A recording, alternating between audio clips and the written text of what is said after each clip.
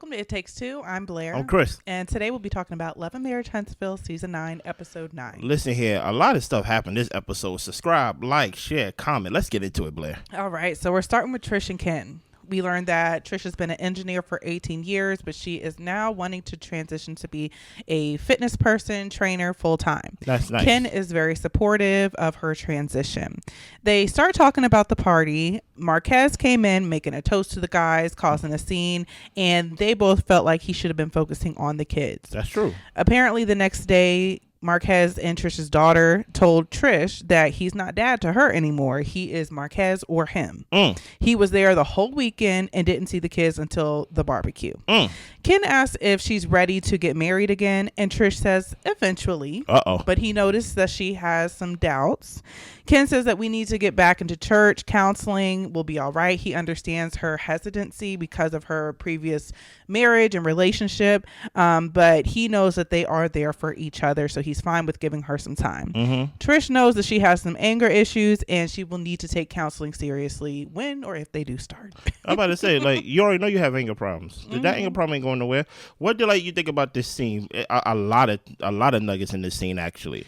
I guess my major takeaway from the scene is that Trish isn't ready to get married. Yeah. And Ken sees it, but he wants to continue to push the issue, which I think is only going to bite him in the butt in the end of it.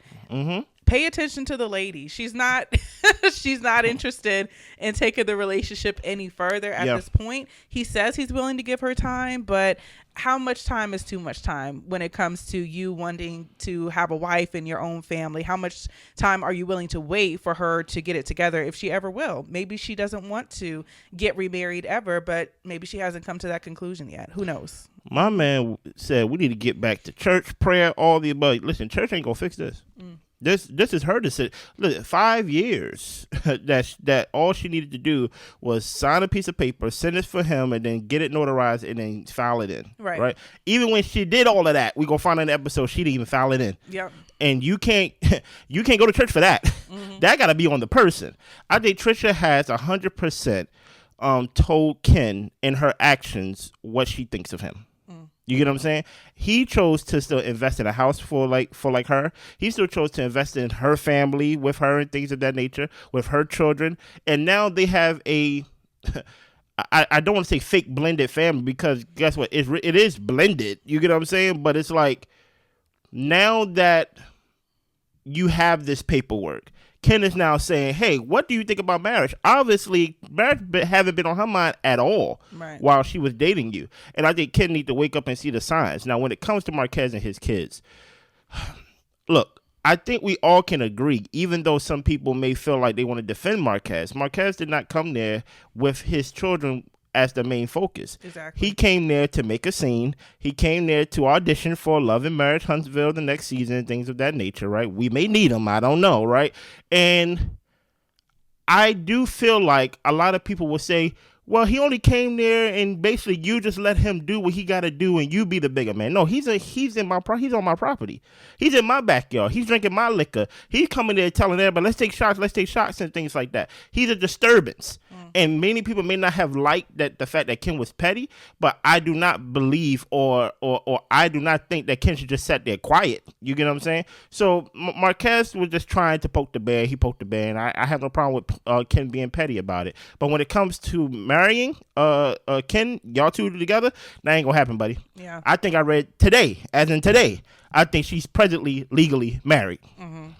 Who knows what's going on in that relationship? Yeah. So Maurice goes to visit Martell. Oh.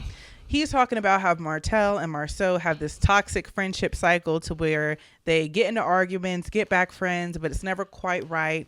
And he thinks that it all started with Skull falling apart. Okay. Well, Martell always has a tendency to try to hurt people when his feelings get hurt. And there's no limit to the lengths that Martell will go try to hurt somebody. To me, even lie, even make stuff up. He said what he wanted to because he was giving it back to Marsau. It's always the other person and not him. And mostly Maurice, he mostly answered it that way because because Maurice asked if he is infallible. And he says, I'm just saying most of the time, not all the time. Yeah. He brings up when Mel questioned him at the party, when Mel questioned Maurice, and he says, you're not going to do to me what you did to Martell. What? If you cared, then you would have come talk to me instead of going around talking to other people about the issue. Then we see a clip of Kimmy talking to Maurice about how her meetup with Mel went and how Mel didn't want to have the conversation with her. Maurice says that you don't need proof when insinuation will do, and that's pretty much how he feels Martell and Mel like to handle conflict when they choose to get into it. Okay. Mel is famous, according to Maurice, because of what Martell did. That's facts, though. She's been hurt. She's been embarrassed, and she's been projecting ever since. He hasn't seen the real Mel in a very long time, the bubbly person who was full of love. He has seen a very tactical Mel. Yeah. And Martell is like, and she's reading me up with that too. Okay, Martell. Maurice believes that Mel and Martell's protection is basically they're playing the offense at this point. Martell doesn't have to be what he has been projected to be if he can just let stuff go. I'm sorry, all these names. I'm trying not to get tripped up. It's the recommendation that Maurice has for Martell. So Martell says that he will pray on it, and Maurice agrees that that's what he needs to do. Let's walk through this scene a little bit slowly. Let's go back up to the beginning, right? Okay. What is your thoughts just on the beginning portion of just him going to meet Martell to talk? Maurice. In light of what's going on right now, I don't think Maurice needs to be handing out any type of correction or advice or voice of reason. I get that he can still very well be that person because that's just who he is in his nature. Yeah. But I think there are bigger things he needs to tend to, and telling Martell how to treat his friends or not friends or whatever. Yeah. To me, I feel like it's a waste of breath for Maurice and Martell, because Martell doesn't listen to anybody. He does what he wants to do. He is going to go balls to the wall. And I mean, there's no saving him. I feel like he doesn't want to be saved. He wants to do what he wants to do. He's a grown man. Let him crash out. Well, first of all, you said he gonna do whatever he wants to do to his friends, whatever he wants to do. What about his family? As in today, as in like December 29th, right? Maurice, he's talking about your family. Oh, no, it's not my real family. It's marriage. It's only a family by marriage. He's talking about your sister-in-law. Yeah. Today. I got the post. You get what I'm saying? So he's disrespecting your family. But yet, as you said, Blair, he's going there wasting his breath because he knows Martell's not going to listen. Maurice have no problem wasting his breath.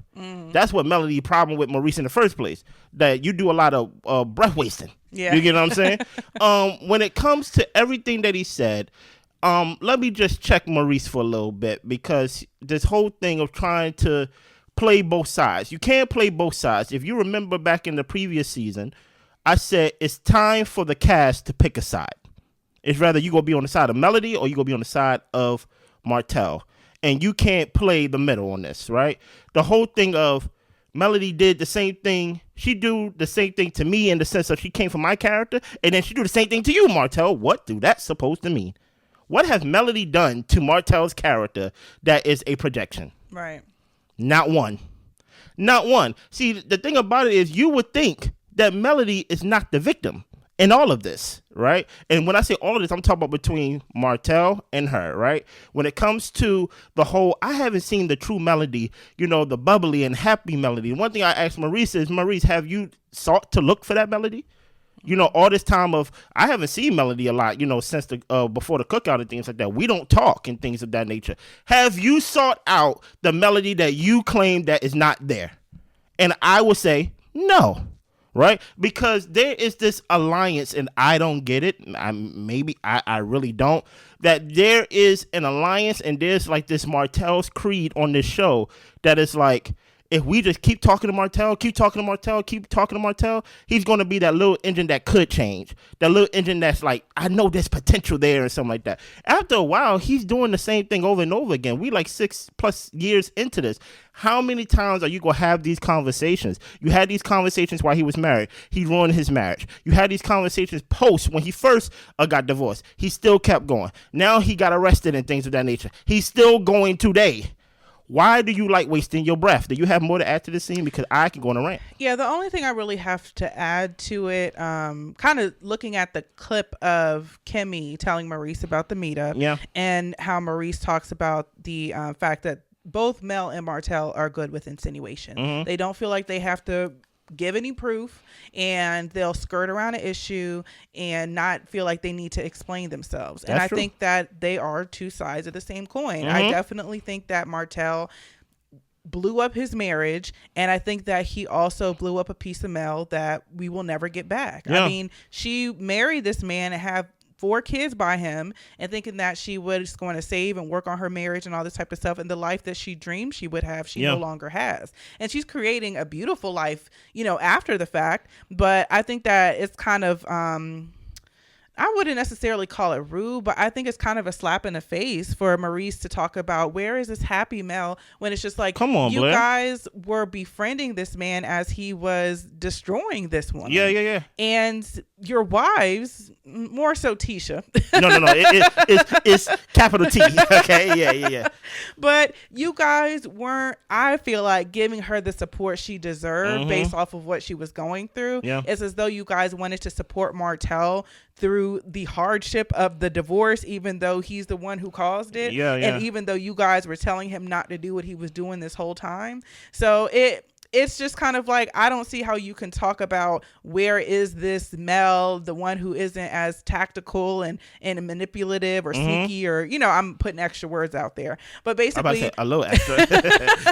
Add a little sauce. But you're talking about this pure, genuine hearted person who I felt like we did get to see season 1 of her really trying to help and move this project and this vision of, I don't even remember what they was calling themselves. The comeback group forward. And a lot of y'all were nasty to her in the process. So I don't blame her for no longer being open with y'all. She's protecting herself. Yeah. And then at the end of the day, y'all saw what this man did, and he had a baby on her a couple times. One time it just didn't come through, you know, and you guys decide to uplift him. And I wouldn't expect her to give y'all much of nothing, to be honest. And my thing is, I have no problem with the uplifting, because here's the thing about it. A lot of us are friends with people that we do not agree with their morals. There are some people that is like, yeah, I don't get down like that and things of that nature. Keep that over there, right? Yeah. What I would not be allowed to me is to Maurice to gaslight me as if this Melody just disappeared. Just one day it just woke up and just was like, where is that Melody that was just this? Right. Well, how about this? Let's put the shoe on the other foot, because usually people like that, they lack empathy. They got to go through it themselves for them to actually get it. Let's say Kimmy was the one that was stepping out, right? And she was the one who got pregnant and had a baby on you. And it's going to be worse for you because, women is the one that give birth to the baby. And you still had to lay with her. Would you still be able to stay with her? Will you still be able to be that Martin Luther King type figure that like to talk Maurice Luther King? Or would you want to be eye for an eye Malcolm X? You get what I'm saying? So a lot of these people that want to act all dunce and be like, what happened to that Melody? You know what happened? He broke her. Yeah. And this is and whenever you see Melody, and it's interesting that we get a whole episode of Martell after we saw Melody, and you get to see the origins of where Melody kind of get her personality from. It's from Martell. Martell have never, ever taken accountability for anything on this show. Melody has never taken accountability for anything on the show. So Blair is right. They are, I cannot get this saying right. Two sides of the same coin. You get what I'm saying? We're going to talk about this further on this week. Let's keep going. So Kimmy and Trish meet up. She tells Trish that she is, Trish tells Kimmy that she's interested in getting into fitness as full time. And Kimmy, take your time, baby. just getting over from vacation, and I'm like, I'm in relaxation mode. My tongue is relaxed. Well, let's keep going though. Kimmy says that she is more busy now than when she worked her 9 to 5. Yeah. Trish would like to own her own gym, and she's asking Kimmy if there are any buildings that she knows of or can think of. And Kimmy does have a space that she could show her. And then they start talking about the tension with Trish when she spoke about Melody during their meetup. Okay. Kimmy shares how her conversation with Mel went, and that Mel eventually apologized for how it made Kimmy feel, and she would not bring up the conversation again. Yeah. Kimmy's point was that you could have brought the lipstick up to me, even if I wasn't going to talk about the actual legal issues. Martell is what Trish is bringing up. Use the gym as a way to get to know Trish. Yeah. But she's frustrated because Fletcher was the one who was trying to get them together. Wait a minute. We see the flashback of Martell and Trish at the gym, and Fletcher, according to Martell, told him to reach out to her. Kimmy asked, well, did he know that you were still married and what Martell's situation was at the time? Because it's a little bit weird with them being close friends of the Holts, and then for Chris to try to play some type of love matchmaker. Yeah. Trish just thinks that it's all weird and it's Chris's fault. Well, no, Trisha, you're weird, and you got to take some of this blame because you are making... That's why I'm like, you making something sound like nothing while it could be something all at the same time. Yeah. And out of the same mouth, you're saying that it's nothing while presenting it as it is something when it happened in the past, so it's nothing. You get what I'm saying? So I don't really understand Tricia why she keep bringing up this story, why we need to get to the bottom of this. We already know that Tricia was not the main chick that ruined Martell's marriage or ruined his relationship. So I don't even understand why this is a storyline, truth be told. When it comes down to being an entrepreneur, I can agree with Kimmy and everything that she said. You're going to be more busy and things of that nature. Of course, there's going to be tension there. And Kimmy, I'm just going to say this, like... Even though I do not agree with how Melody presented herself to you at your little one-on-one meetup and things like that, she's on a revenge tour. And to her, it's all justified, right? To her, she has all the facts to support why she's doing this. Do I believe that she should do it the other way? Yes, because I feel like you don't have to be wrong to prove that you're right. Just be right, and then eventually you be proven right. You get what I'm saying? So... I can see it from both perspectives, but truth of the matter is, even when she was talking to Tricia about Melody, Tricia rolling her eyes. I'm like, you don't have no reason. You don't even have that much history with this woman for you to be tired of Melody, truth be told. And I just feel like, okay, like I understand we go jump pile on Melody just a little bit this episode, but Tricia, you haven't been honest probably throughout 90% of this whole season. So for you to roll your eyes as if you got a problem with Melody, we got a problem with you. Well, just to combat that a little bit, Melody was doing a little bit much at the barbecue. Of course she was. You could tell that Trish was already upset, and Melody talking about y'all still in love. Of course. Like, Trish, please, Melody. Like, Trish was not the one who was saying that to you when you and Martell were going through your stuff. Trish was not the one saying that y'all need to get back together and teasing that. That was the other tea lady. Oh, who was teasing all that type of stuff. But Trish wasn't doing that. But I do think Trish is annoyed because I think that she gets irritated when people try to hold her feet to the fire and get her to tell the truth because she knows she be lying. I don't even want to hold it to the fire. I just want a straight answer. You know what I'm saying? Yeah, but I do think that Trish is looking for someone outside of herself to blame regarding the Martell situation. Like, oh my gosh, like Chris, he got us into this whole mess, and you know now Melody's questioning me and all this type of stuff. Yeah. Well, you went to the man's house. I'm about to say, like, hold on. like you got in your car and you drove up that mountain. I think you said you went up the mountain or whatever. Like, who that knows where you went? Or it was cold that day. That's about as much as we know when it comes to from Trish. Yeah. And then with Kimmy, the apology that Mel gave didn't seem like much of an apology to me. It wasn't. If it's good enough for Kimmy, then that's fine. But I could tell that she was still irritated by the fact that Mel was refusing to have the conversation with her. Yeah. But I think Kimmy knows where to put Mel when it comes to friendship. No. I think Kimmy definitely peeps 100% where Mel is at this moment. Yeah, Kimmy did not. Like, Kimmy said that she apologized for how she made me feel. Kimmy Not what she did, right. Kimmy know that wasn't an apology. And I don't expect anything less from Mel, to be honest. Like, I feel like they both feel like they're justified, so let them fight. Yeah. So Martell meets with his therapist, Dominique. Oh, my gosh. The therapist asks him his goals. He wants to raise successful children. Yeah. The therapist is trying to help him see that he still has his own purpose and his own calling for his life, and he needs to work on some self-development. Yeah. Martell thinks that if he does anything for himself, then his kids will be missing out. He knows it is a sacrifice he has to make in order to be a good parent. Okay. Martell admits that he is giving excuses and that he can take the time to develop himself. Then they talk about inner substance versus the exterior and digging a little bit deeper. Martell has always felt he was mentally strong, but certain things are difficult for him to stop, as far as ending relationships or situations with people when they show you their red flags. Yeah. If he doesn't develop himself, the therapist is explaining that he isn't going to be giving his best self to any of his relationships. Martell says the only thing that he needs to work on is cutting people out of his life. And the therapist says you also need a vision for your life. My only thoughts on that is Martell's only going to get the help that he helps himself with. And he doesn't seem like he wants to do much of that. No, he don't want that blame. I think he's very content with being the person he is. So I say let him.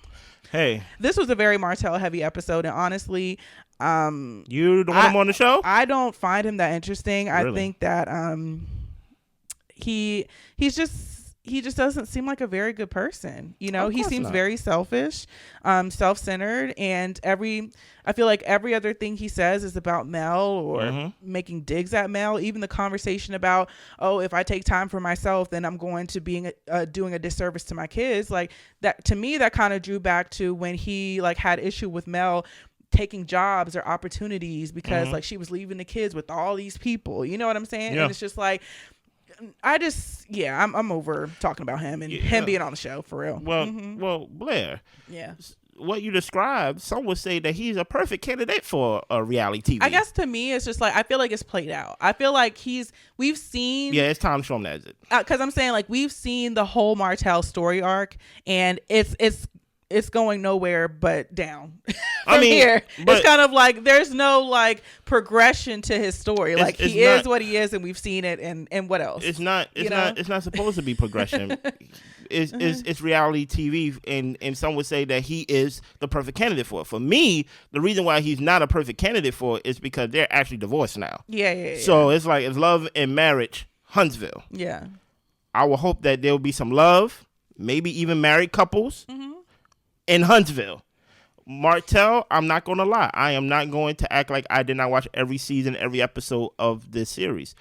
They built this show off of the back of Martell and Melody. Yeah. Period.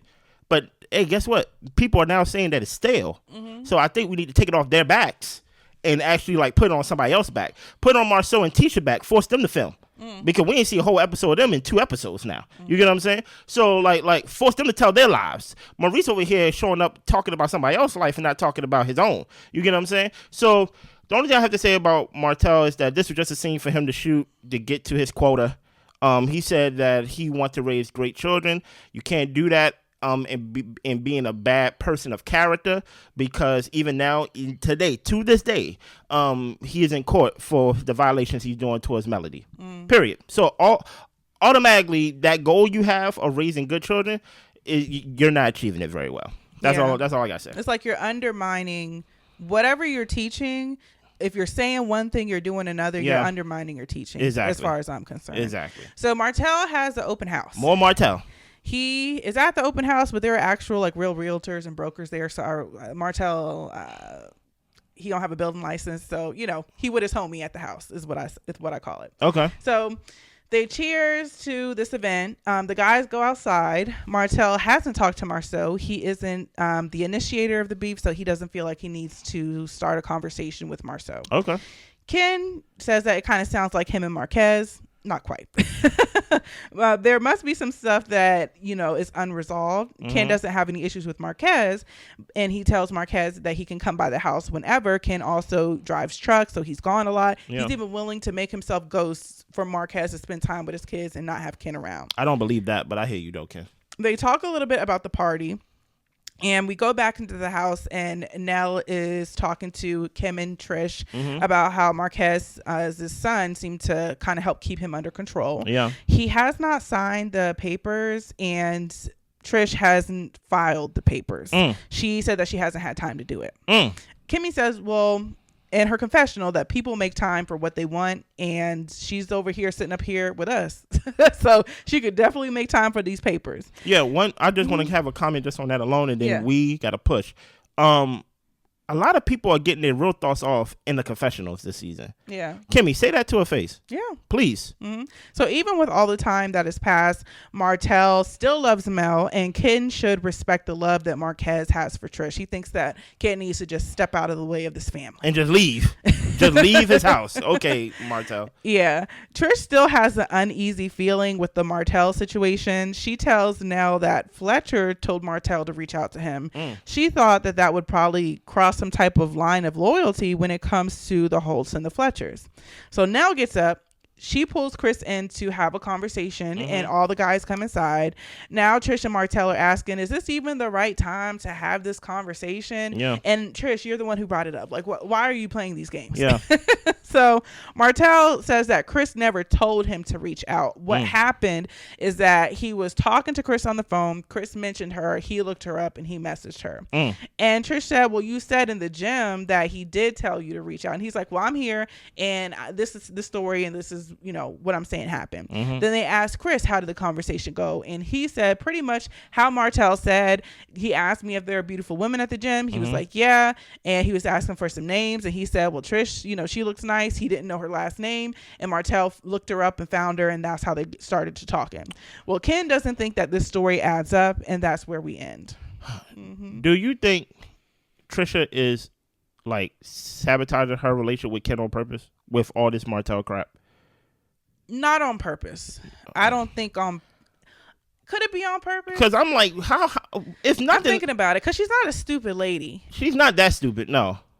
Could it be on purpose? It could be. I'm not going to put it past her. Because I'm like, why are we talking about nothing that could have been something that been proven that it was nothing? And the only reason I say possibly is because when we think back to that conversation about when Ken said that she's kind of irritated that, how Trish was irritated that Ken can be peaceful with Marquez. Yeah. And he was like, I don't really like that. Like, he just be like, chill about it. And I'm just like, does she want drama in her life? Yeah, like, maybe she wants drama in her relationship, and so in any way she can get it. And so I'm like, Ken, every time, my whole thing is this: Ken is new to the group.